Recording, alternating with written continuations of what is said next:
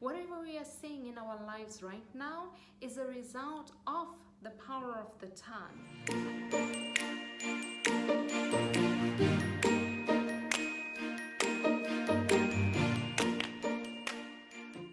Hi and welcome to my channel. So in this video today, I want to talk to you about the power of your tongue. If you know anything about me, I am big on the power of the tongue because I have seen and I know the power that our mouths, our tongues have over our lives and over the situations that we face in our lives. Life and death are in the power of the tongue. Whatever we are seeing in our lives right now is a result of the power of the tongue. That is one of the main reasons why we are where we are today. Of course, it works with other things. It works with our minds. It works with our faith. It works with even our doubts. Our minds for us or against us. The power of the tongue is continually operative in our lives. I want to also direct you to a scripture in Deuteronomy that talks about the power of the tongue. It tells us that to cause our prosperity is actually within our reach, and it's saying it is in our tongue. It says in Deuteronomy, now what I am commanding you today to do today is not too difficult or beyond your reach. Listen to that. It's not too difficult and it's not beyond your reach. No, the word is near to you. It is in your mouth. The word is near to you. It is in your mouth and in your heart so that you may obey it.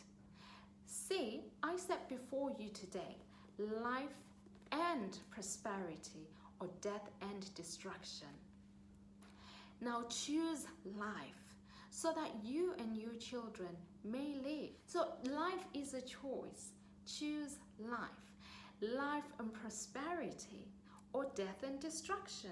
Now prosperity comes in many forms. Let's not get caught up and hung up about that. Prosperity comes in many forms.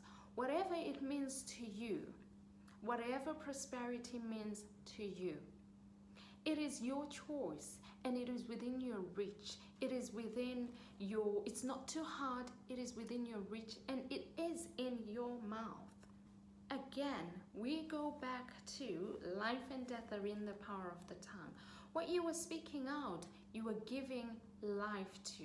So what I'm confessing, what I'm speaking out over my life and over the lives of those I am responsible for, I am giving life to.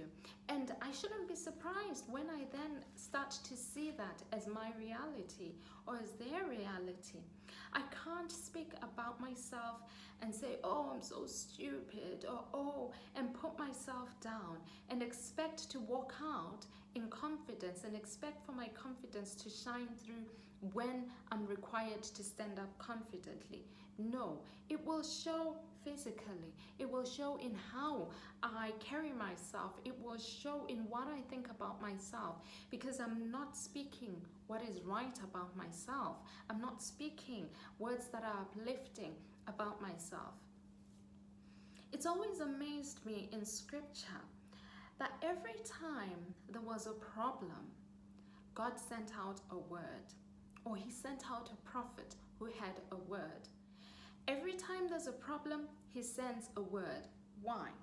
Because life and death are in the power of the tongue. In order to effect anything in life, there has to be a word that is given. There has to be life given to that situation by a word. If I want to do something, if I want to achieve something, there has to be a word spoken over that situation to bring it into effect. And that's the reason why we see the prophets, we see a word being sent every time there is a situation, every time there is a problem. I love how in the Gospels we are told about Zechariah when he found out that his wife would have the baby John, and he couldn't believe it. He asked for a sign, and the sign was shutting up his mouth. Why?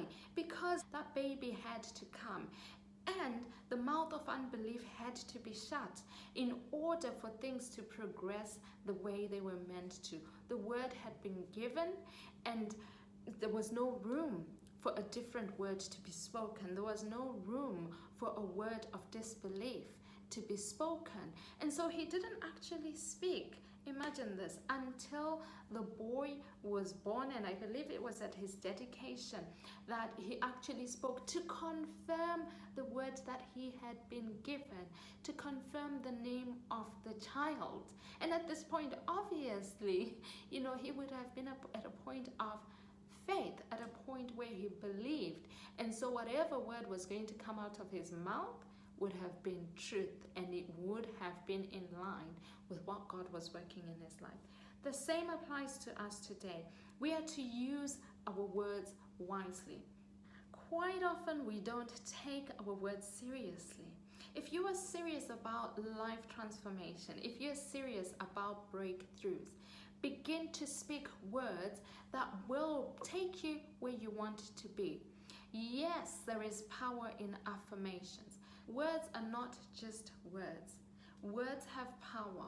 Words will affect things in our lives. And so if we want to see changes in our lives, we really need to get into the spirit of using our words to create for us.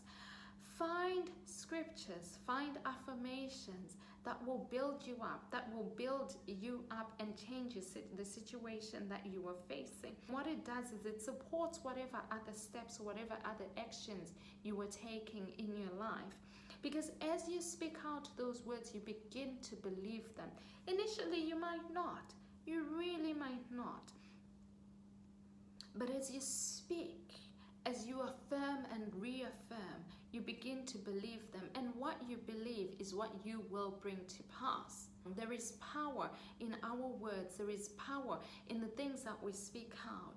Let's look again at how this world was created.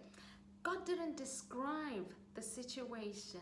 No, he put his faith, his power into what he wanted to see. Let there be light, and there was light. So we see that the word created. And so it should be the same for us. We should be taking our words, because we are made in his image. So if he creates by the power of the tongue, if he creates by his words, then it means, it follows that we too are creators and create by our words. We are told to be imitators of God. We are also told that he calls those things that are not as though they were. We are told that he calls those things that are not as though they were. And so we are to do the same thing. It means that if we're created in his image, we create in the same way. We create by the words of our mouths. Now, the words of our mouths should also then support whatever it is we are trying to achieve.